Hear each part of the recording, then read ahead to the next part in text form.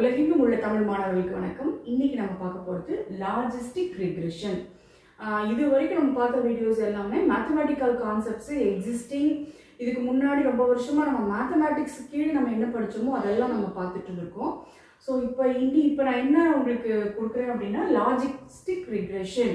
இப்போ இது வந்து நமக்கு மேனேஜ்மெண்ட் சைட்லேயோ இல்லை மெஷின் லேர்னிங்லேயோ நிறைய அப்ளை பண்ணுற ஒரு மேத்தமெட்டிக்கல் கான்செப்ட். டைரெக்டாக நம்ம மேக்ஸில் நம்ம படிக்கிறது இல்லை, இது வந்து அப்ளைடு பார்ட்டில் நமக்கு வரும். ஸோ அதை வந்து இன்னைக்கு நம்ம இதை டிஸ்கஸ் பண்ண போகிறோம். என்னவா இருக்கும் அதோட base, mathematical base, logical understanding என்னன்றதை இன்னைக்கு நம்ம வீடியோவில் பார்க்க போகிறோம்.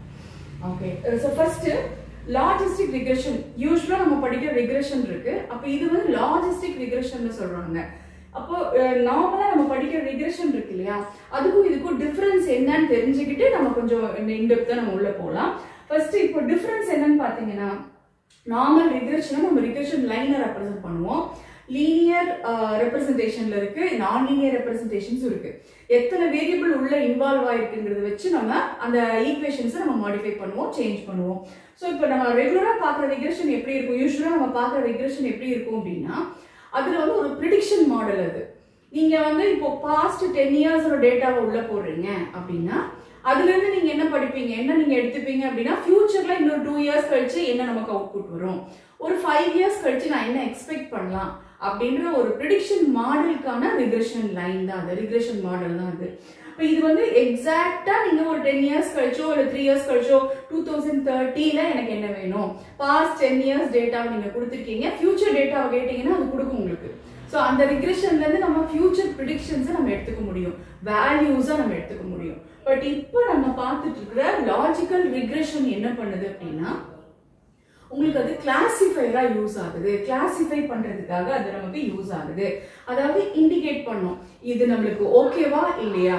அப்போ ஒரு டெசிஷனுக்கான ஒரு வேரியபிள்னு வச்சுக்கோங்க, ஒரு வேரியபிள் வந்து டிசைட் பண்ணுது, ஆமா இது உள்ள இருக்கு, ஆமா இது இல்ல அப்படின்னு சொல்லி ஒரு நம்ம ஐடென்டிஃபை பண்ணி பிரிச்சு எஸ் நோன்னு ஒரு ஆன்சர் கொடுக்குது அப்படின்னா, அந்த ஒரு டெசிஷன் மேக்கிங் சாய்ஸ்க்கு நம்ம என்ன மாடல்ஸ் யூஸ் பண்ணலாம், நம்ம லாஜிஸ்டிக் ரிக்ரெஷன் மாடல்ஸ் நம்ம யூஸ் பண்ணலாம். ஆஸ் யூஷுவல் இதுல நமக்கு இருக்கிற மாதிரியே இங்கேயும் நமக்கு என்ன இருக்கு, லீனியர் மல்டிபிள் இருக்கு, லீனியர் மல்டிபிள் இருக்கு. பட் இட்ஸ் ஜெனரல் கேட்டகரி தான். ஏன்னா ஜெனரலாவே நம்ம ஒரு 2 வேரியபிள்ஸ் தான் உள்ள இருக்கு, ஒரு வேரியபிள உள்ள போடுறோம், இன்னொரு வேரியபிள் அவுட்புட் எடுக்கிறோம் அப்படின்னா லீனியர் மாடல். இல்ல நம்ம 3 வேரியபிள்ஸோட வேல்யூஸ் உள்ள போடுறோம், 4 வேரியபிளை ரெப்ரசென்ட் பண்றோம், பட் அதோட அவுட்புட் இந்த 4 வேரியபிளும் சேர்ந்து நம்மளுக்கு என்ன வருது, ஒரு அவுட்புட்டா வெளியில வருது அப்படின்னா அதை நம்ம என்ன மாடல்னு சொல்லுவோம், நம்ம மல்டிபிள் வேரியபிள் மாடல்னு சொல்லுவோம். ஸோ அதே கேட்டகரிஸ், அதே கேரக்டரைசேஷன்ஸ் இங்கேயும் நம்மளுக்கு இருக்கு.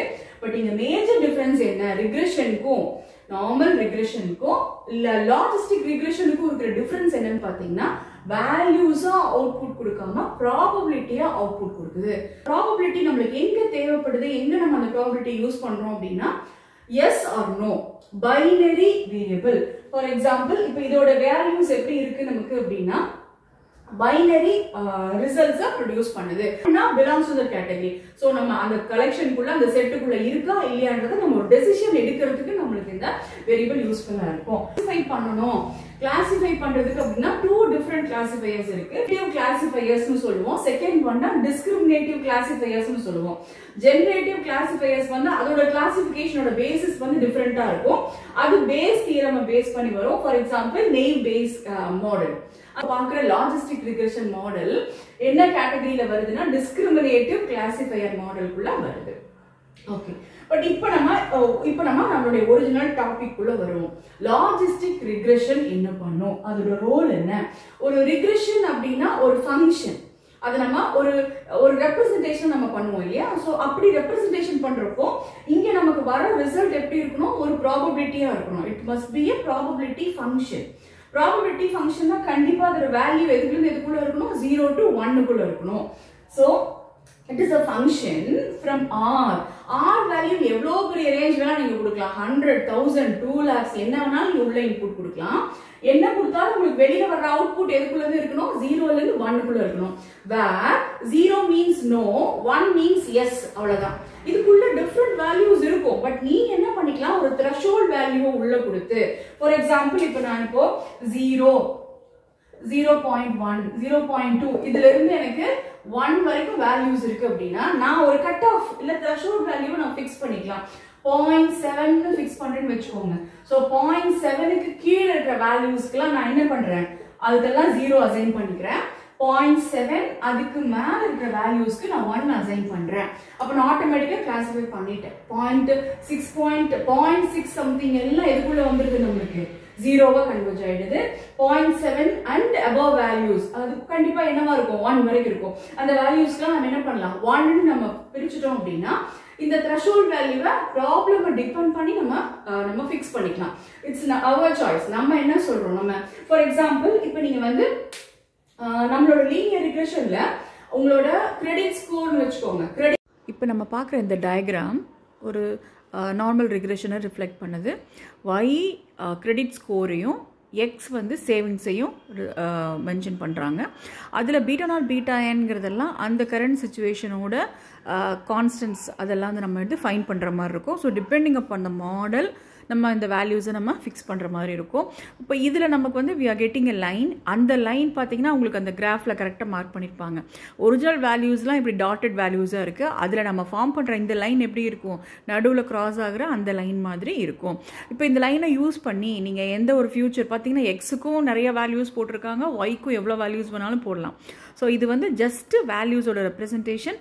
அதில் உங்களுக்கு ஃபியூச்சரில் எந்த எக்ஸுக்கு இப்போ சேவிங்ஸ் இன்க்ரீஸ் பண்ணிங்கன்னா கிரெடிட் ஸ்கோர் இன்க்ரீஸ் ஆகும்.